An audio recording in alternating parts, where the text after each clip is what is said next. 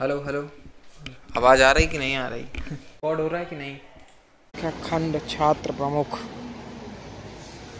तुम्हें कोई और देखे जलता है दिल, तुम्हें क्या पता। Hello, welcome sir. क्या भाव काल है?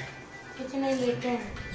पूरा दिन लेटे लेटे तबीयत गड़बड़ है, पता है। हम अपनी तबीयत को क्या कभी देते हैं? सीरियस नहीं लेते। सीरियस मतलब समझ नहीं गए। हमने ये एक बार ये नहीं मजाक उड़ा देती हैं आप हम तबीयत का। मजाक बढ़ाए रहते हैं, मतलब ज्यादा लो ना तो फिर वो अलग टाइप का वो रहता है। हंसते रहो, खेलते रहो, जिंदगी वैसे भी 4 दिन की, क्या पता 14 दिन आज ही हो। इसलिए टेंशन नहीं लेना चाहिए। समझ रहे हो? तबीयत नहीं सही है। अभी दिन में गए थे, दवा दिलवा के लाए। बहुत परेशान, रात से दिक्कत में बताया तो रात से तुम्हें लूज मोशन टाइप के थे, लेकिन हमको पता है क्या होता है, हमको पैनिक होता है। पैनिक मतलब हमको सफोकेशन, हमको ये लगता है कि हमारा प्राण बाहर है। तो गाइस सब लोग बेस्ट विशेष करिए कि इंजीनियर साहिबा ठीक हो जाए। क्या कर रही हैं? व्लॉग देख रहे हैं। ओहो, कल वाला ब्लॉग है कल क्या? वाला मैंने देखा नहीं था, इसलिए मुझे बहुत अच्छा लगता है। आप सब भी देखिए, अमित को फॉलो करिए। लेकिन ब्लॉग में कमेंट नहीं आता है, ना आपका आता है ना इन लोगों का आता है जो लोग अभी देख रहे हैं। अभी नहीं आता है, ठीक है, तो फिर मैं आज कमेंट करती हूँ और सब लोग भी कमेंट करें सारे वीडियोस में। कमेंट से हमें ये पता चलेगा ना, रिव्यू मिलेगा कि हम कैसा कर रहे हैं। लाइक जरूर करो। स्मार्ट वॉच आपकी है ना? मुझे गिफ्ट मिली थी। ओहो, इसमें आंटी की फोटो लगी। किसने दिया था? ये मुझे मेरे बर्थडे पे निखिल ने दिया था। निखिल का इन लोगों ने ब्लॉग में देखा होगा। निखिल कमेंट वगैरह किया करिए वीडियोस। जो लोग लाइक नहीं करते हैं तो प्लीज लाइक किया करिए।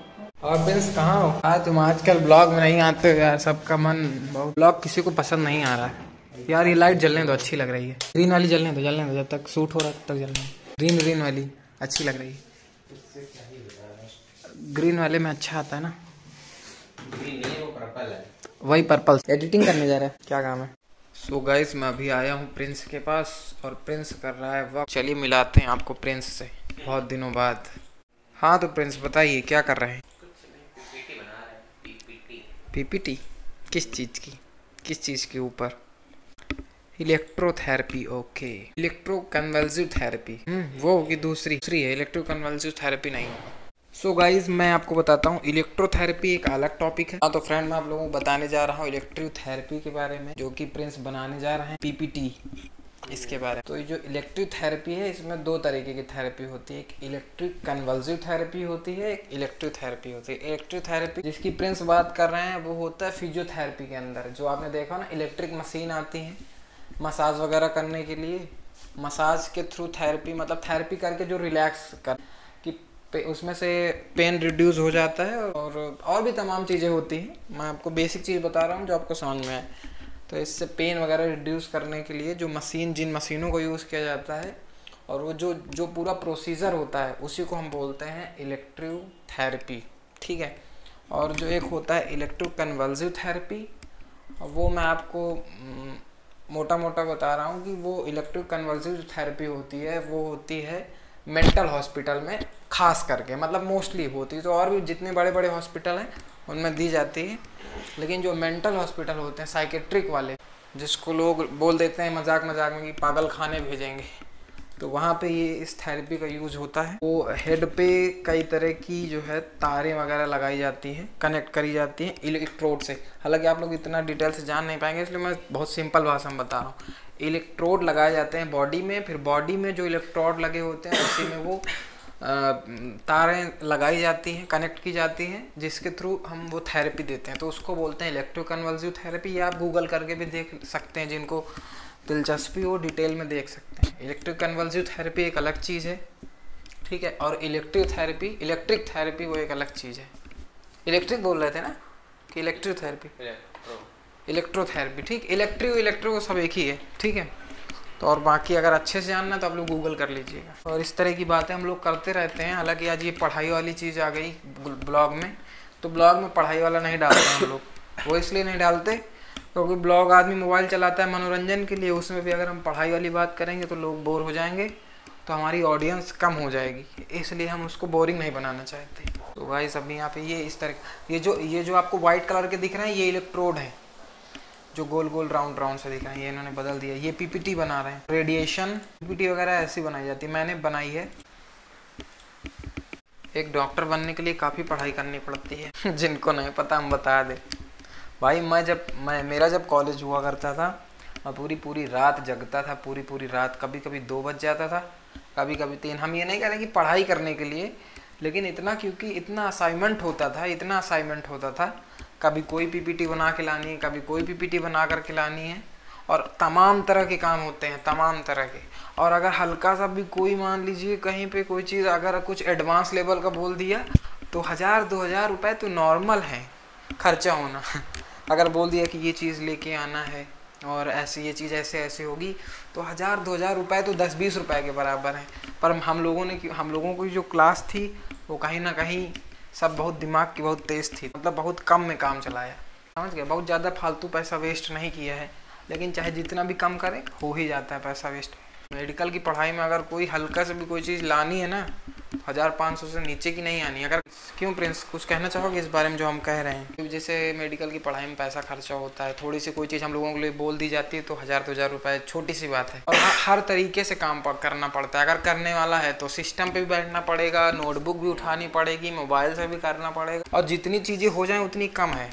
मेडिकल की पढ़ाई में आपके पास कितना भी कंटेंट हो जाए, कंटेंट के लिए मतलब चाहे वो नोटबुक हो जाए, मोबाइल हो जाए, लैपटॉप हो जाए, टैबलेट हो जाए, वो कम है, जितना भी है उतना कम है। तो इसलिए जितना कम से कम में काम चले उतना काम चलाइए।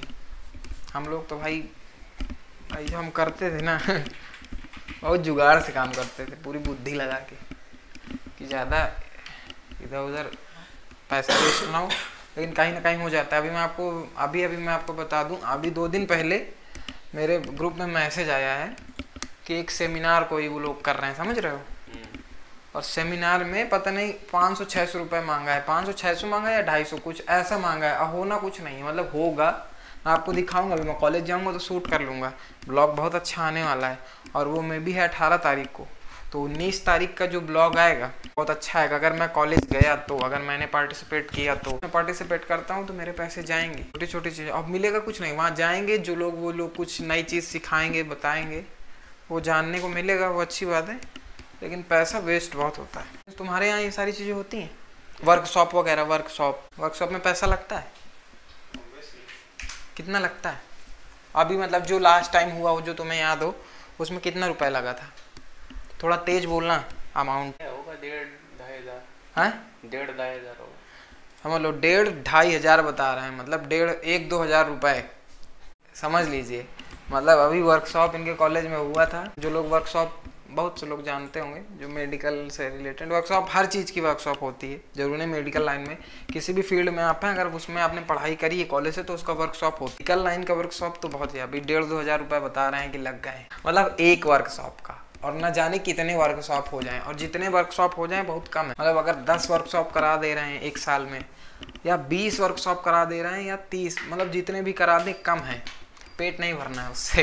तो मेडिकल लाइन में जो भी है बहुत सोच समझ के आए। पैसा, बुद्धि, दिमाग और समय 24 नहीं लगते, क्योंकि इतनी मोटी मोटी किताबें पढ़नी होती हैं। और बता दूं, आधे नंबर से बैक लगती है, आधे नंबर से अगर आपके 0.5 नंबर कम है, मतलब 0.5, 1 नंबर की तो मैं बात ही नहीं कर रहा, अगर 0.5 भी कम है तो पूरा 1 ईयर बैक चला जाएगा। नेक्स्ट ईयर जब वो एग्ज़ाम आएगा तब आप एग्ज़ाम देंगे। ऐसा रूल है हम लोगों की पढ़ाई में। जो मेरे बाद वाले जितने भी बैच हैं, अब तो सेमेस्टर वाइज हो गया, जैसे बैक लग गई तो 6 महीने में पेपर दे दो। हम लोगों को पूरा 1-1 साल वेट करना पड़ता था, समझ रहे हो। और मैं बता दूं, मेरा सारा क्लियर है, मेरी बैक वैक नहीं लगी है, और लगी भी होगी तो मैं आपको क्यों बताऊं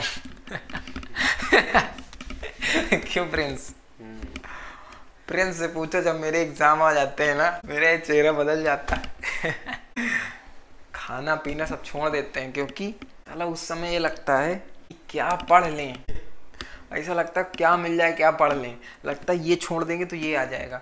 और मैं एक बात बताऊं, मैं प्रिंस अपनी एक बड़ाई नहीं कर रहा हूं, मैं बता रहा हूं, मैं जो पढ़ के जाता हूं, मैं बचपन से, मेरे अंदर खूबी है पढ़ने में, मैंने कह रहा बहुत ब्रिलियंट हो, लेकिन मेरे अंदर एक खूबी है। जैसे आप सपोज करो, आप क्लास के होनहार बच्चे हैं, पढ़ने में बहुत स्टैंडर्ड, आपका A ग्रेड आता है, लेकिन आप जितना पढ़ के जाओगे वो पेपर में नहीं आएगा, और जो मैं पढ़ के जाऊंगा वो पेपर में आएगा। बात आप समझ रहे हो। मेरे सेकेंड ईयर का जब एग्जाम था, मैं वो पढ़ के गया था जो ना कॉलेज में पढ़ाया गया था। और ये मैं किस पेपर की बात कर रहा हूँ, अरे पेपर का नाम नहीं याद आ रहा है, मतलब होता ही हमेशा हर पेपर में, जो मैं पढ़ के जाता हूँ वो पेपर में जरूर आता है, और जो ये पढ़ के जाएंगे वो हो सकता है ना आए, लेकिन जो मैं पढ़ के जाऊँगा वो पेपर में आएगा। और मैं वो पढ़ के जाता हूँ जो कोई नहीं पढ़ के जाता। मैं अपनी खूबी नहीं बता रहा हूँ, और जो मुझको पर्सनली जानते हैं वो जानते हैं ये बात। अबे वो ये कर रहा है तुम लोग। प्रिंस किसी से बात कर रहा है, आपको दिखाता हूँ मैं। फिजियोथेरेपी से रिलेटेड देखें क्या? अरे यार मुझसे पूछ लो, मैं बता दूंगा, सच्ची बता दूंगा यार। तुम मुझे बताओ तो पूछो, मैं पक्का तुम्हारा डाउट क्लियर कर दूंगा यार। अबे ऐसा कोई डाउट नहीं है, हम बोल रहे हैं। हाँ मैं समझ रहा हूँ थोड़ा थोड़ा, तुम बाकी पूछो बताता हूँ। अरे तुमने वो रेडिएशन है ना, तो रेडिएशन के दो चीज़ होती है ना। रेडिएशन नॉर्मल रेडिएशन लिखनी है तो नॉर्मल अलग चीज़ हो जाएगी। अब उसको अलग फिजियोथेरेपी बेसिस में लिखना है तो उसके बारे में अलग। हाँ तो फिजियोथेरेपी बेसिस पे ही लिखना पड़ेगा। नहीं नहीं नहीं नहीं नहीं, आप लोग एक चीज़ मैसेज करना, जैसे ये प्रिंस पढ़ाई कर रहा है और ये ब्लॉग शूट मैं कर रहा हूँ, ठीक है। पढ़ाई कर, इसको पढ़ाई बोलेंगे क्योंकि हम लोगों को मोस्टली इसी पे काम करना होता है। इस पे या मोबाइल से करो तो नोटबुक खोल के बैठने से सिर्फ पढ़ाई नहीं होती। जो कॉलेज गोइंग वाले बच्चों की बात कर रहा हूँ, स्कूल वाले बच्चों की नहीं है, तो है ना। तो ये सारी चीज़ें तो आप लोग ये बताइए, जैसे ब्लॉग में आ रहा है पढ़ाई वाला कि हाँ प्रिंस पढ़ रहा है, पीपीटी बना रहा है, क्या आप मुझसे भी ऐसा ब्लॉग चाहते हैं जिसमें मैं दिखाऊं कि नहीं मैं कब पढ़ रहा हूँ कब नहीं पढ़ रहा हूँ?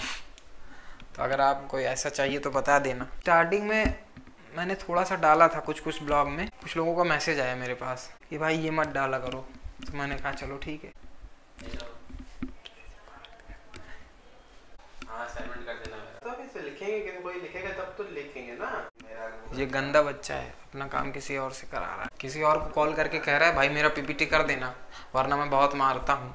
देख रहे हो, एक तो आदमी अपना काम कराए ऊपर से धौंस जमाए। क्या करे, नाम ही उसका प्रिंस है तो नाम की मर्यादा तो रखेगा ना वो। ज़्यादा देर का है नहीं, ऐसे 1 घंटे में। किसको धमका दिए प्रिंस? असाइनमेंट ऐसे धमकी कौन देता है? तो काम का काम करवाओ, ऊपर से धमकी है। नाम ही कह दो प्रिंस है। हमने भी अपना काम बहुत कराया है दूसरों से, सच्ची बात बता रहा है, और कराना भी पड़ता है, बस ढूंढना पड़ता है क्लास में कौन ऐसा जो तुम्हारा काम कर देगा। एक बार तुम नस पकड़े पा जाओ क्यों प्रिंस? क्लास में कोई ना कोई ऐसा होगा जो तुम्हारा काम कर देगा, तुम करवा भी लोगे और उसका मन नहीं होगा, फिर भी कुछ ना कुछ तुम उसके ऊपर दबाव बनाए होगे, चाहे किसी भी तरीके का दबाव हो, नहीं चाहे जिस तरह का, कोई ना कोई ऐसा होगा जिससे तुम अपना होमवर्क करा लोगे। और यहाँ तो होमवर्क है नहीं, असाइनमेंट्स हैं। मैंने तो बहुत कराया है लेकिन एक बात बताओ तुम्हें फ्रेंड्स, मैंने जिससे कराया है बहुत कराया है, और उसने अगर कभी कहा भाई मेरा कर, मैंने उसके मुंह पे मना किया है। अब वो अगर ब्लॉग मेरा देखेगा तो भाई कहेगा, समझ रहा हो, मैंने वो मुंह पे मना किया, मैंने कहा सुनो मैं नहीं कर पाऊंगा भाई अगर तुम ये ब्लॉग देख रहे हो तो नीचे कमेंट कर देना कि तुम ही हो। वो मुझसे बोला है भाई कि अमित तुम मेरे यार जैसे लिख दो या असाइनमेंट कर दो। मैंने कहा ये नहीं हो पाएगा, इसके अलावा तुम पूरे काम बोलो मुझसे दूसरे, लिखने उखने वाला जहाँ हमसे नहीं। और मैंने किसी का नहीं लिखा। सही बात ये भी बता दूं, जो इंसान दूसरों से लिखवाता है वो कभी किसी का नहीं लिखता, ये नोटिस कर लेना तुम। अब मैं तुमसे बिना पूछे पूछ रहा हूँ, बताओ तुमने कभी किसी का लिखा है? झूठ ना बोलना। कोई तुमसे जबरदस्ती लिखवा ले तो अलग बात है कि नहीं चलो तुम्हारा, ये बोलते नहीं लिखाने को, मुझे टेंशन पता है नहीं लिखेंगे। क्योंकि ये एक फैक्ट है। अगर आपने भी किसी से लिखवाया होगा ना तो आप भी ऐसे इंसान होंगे जो किसी का लिखना पसंद नहीं करते होंगे। आप कोई आपसे ज़बरदस्ती एक आधा पेज लिखवा ले तो अलग चीज़ है, अदरवाइज आप भी बहुत जो लोग दूसरे से लिखवाते हैं वो कभी खुद नहीं लिखते दूसरों का। वैसे लिखना अलग बात है, लेकिन ऐसे कभी नहीं होता कि लाओ अच्छा हम कर दे रहे हैं। गाइस आप लोगों से एक चीज़ मुझे बोलनी है, आप लोग जितने भी लोग मेरा वीडियो देखते हैं, 10-20 लोग, 2-4 लोग, प्लीज़ लाइक कर दिया करिए, कमेंट कर दिया करिए। कम से कम आप लोग देखने आते हैं तो लाइक कमेंट तो कर दिया करिए। इतना ही लिख दिया करिए कि आपकी पूरी वीडियो में, जो आपने मेरी वीडियो देखी उस वीडियो में कौन सा पोर्शन आपको अच्छा लगा। जब मैं सारा मैटर थोड़ा थोड़ा पढ़ रहा हूँ ना तो मुझे ऐसा लग रहा है कि सारा कुछ मैंने पढ़ा हुआ है। चलिए अच्छा चलते हैं, गुड नाइट। गेट बंद कर दें।